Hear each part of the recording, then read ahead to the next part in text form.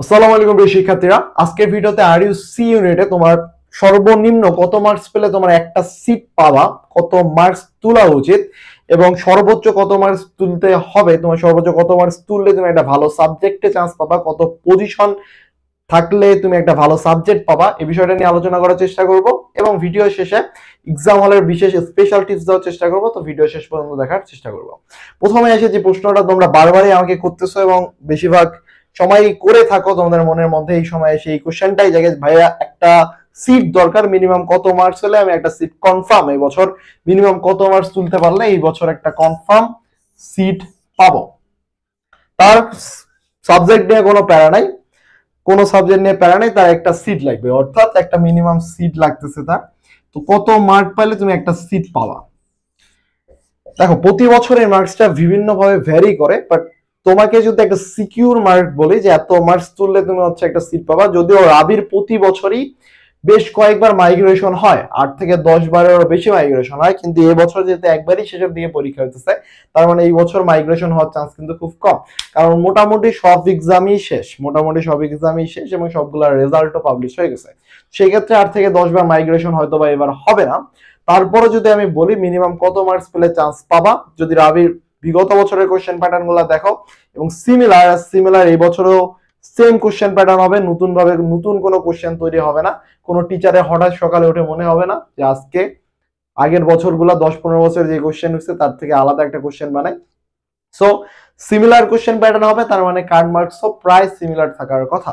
এবং সেই অনুযায়ী আমি যদি বলি 55 প্লাস যদি মার্ক তুমি তুলতে পারো, 55 প্লাস মার্ক তুলতে পারো, তাহলে তোমার পজিশন সিকিউর, যে তুমি হচ্ছে চান্স পাবা, মিনিমাম একটা সিট হলেও চান্স পাবা। এবং 55 প্লাস মার্ক তোলার জন্য কিন্তু তোমার 50টা এমসিকিউ কারেক্ট করতে পারলেই হতেছে। 50টা এমসিকিউ অর্থাৎ 80টার মধ্যে 50টা এমসিকিউ যদি পারো, 30টা যদি নাও পারো, তারপরে কিন্তু তোমার চান্স হচ্ছে। অর্থাৎ তোমার টার্গেট হলো 50টা এমসিকিউ দাগানো, যার টার্গেট যে মিনিমাম একটা সিট দরকার, তার টার্গেট হওয়া উচিত 50টা এমসিকিউ শিওর দাগানো, 50 এমসিকিউ শিওর দাগানো। 50 এমসিকিউ যদি শিওর দাগাতে পারো, তোমার চান্স কেউ মিস দিতে পারবে না। ওকে, এবার আসো যাদের টার্গেট হলো টপ পজিশন, যে ভাই আমার টপ পজিশন দরকার, আমার হচ্ছে ভালো সাবজেক্টে চান্স পাওয়া দরকার, সেই ক্ষেত্রে আমার কত র্যাঙ্কের মধ্যে থাকতে হবে এবং কত মার্কস পাইতে হবে। তো টপ পজিশনে যদি তুমি থাকতে চাও, সেই ক্ষেত্রে 70 প্লাস মার্কস যদি তুমি তুলতে পারো, 70 প্লাস মার্কস যদি তুলতে পারো, তাহলে তোমার মোটামুটি টপ পজিশনে থাকতে পারবা।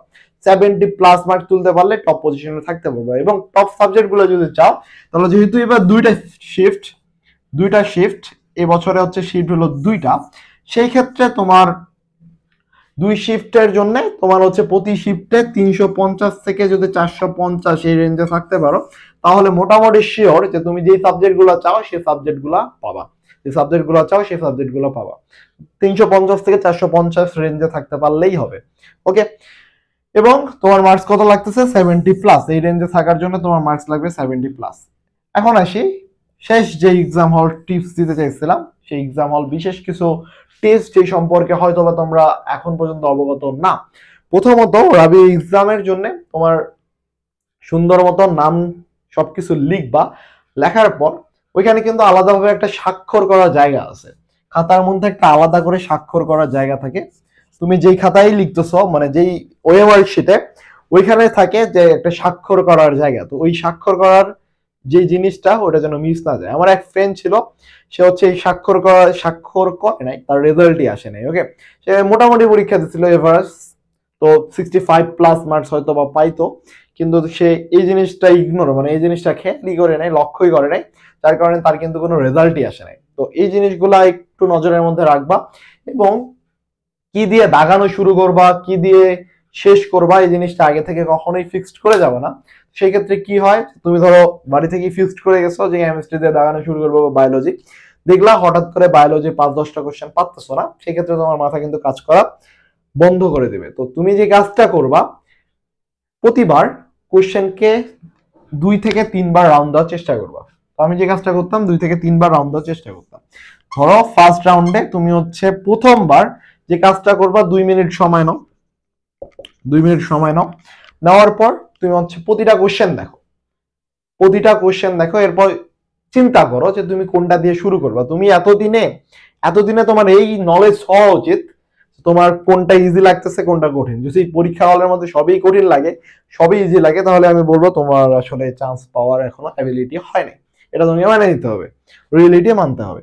এখন তোমাকে 2 মিনিটে চিন্তা করতে হবে যে তোমার কোনটা ইজি, সেখান থেকে তোমাকে দাগানো শুরু করতে হবে। এবং প্রথমে কখনোই ম্যাথমেটিক্যাল টাইপের কোনো কোশ্চেন দাগাবো না, ম্যাথমেটিক্যাল টাইপস কোনো কোশ্চেন দাগাবো না।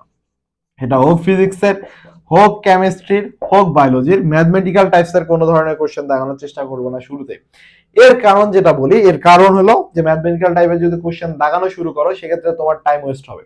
শুরুর দিকে যেহেতু তোমার এই টাইম বেশি দিয়ে দাও, ধরো তুমি ম্যাথমেটিক্যাল কোশ্চেন 10 মিনিটে 10টা দাগাইছো, 10 মিনিটে 10টা দাগাইছো, অন্যদিকে আরেকজন যে হচ্ছে 10 মিনিটে 25টা দাগাইছে, কার কনফিডেন্স বেশি হবে তোমার মনে হয়? অবভিয়াস যা 10 মিনিটে 25টা দাগাইছে। সো যে কাজটা করবা, যেটা মুখস্থ টাইপের, যেগুলো দেখা মাত্রই তুমি পারো, সেই কোশ্চেন গুলো ফার্স্ট রাউন্ডে দাগাবা, সেকেন্ড রাউন্ডে যে ম্যাথমেটিক্যাল টাইপের দাগাবা, এবং থার্ড রাউন্ডে গিয়ে যেগুলো তোমার কাছে হার্ড মনে হইতেছে, যেগুলো মনে হইতেছে সলভ অনেক বেশি ডিপ করতে হবে, সেই জিনিসগুলো দাগাবা।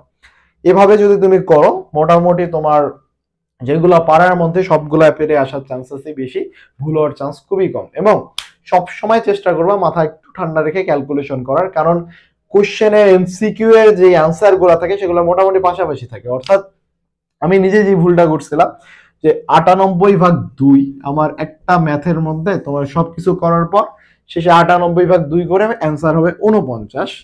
তো আমি একটু তাড়াহুড়া করে 98/2 লিখছিলামও খাতার মধ্যে, মানে ওএমআর শিটে, কিন্তু 49 না লিখে অপশনে ছিল 98, আমি 98 দেখাইতেছি।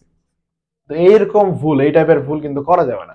একটু মাথা ঠান্ডা রাখতে হবে, কারণ সবগুলো ওরা জানে যে তুমি হচ্ছে এই ভুলটা করলে কি করতে পারো, কি দেখাইতে পারো। তো এই জিনিসগুলো তোমার মাথার মধ্যে রাখতে হবে। তো এই ছিল আজকের ভিডিও, দেখা হচ্ছে নেক্সট ভিডিওতে। ধন্যবাদ।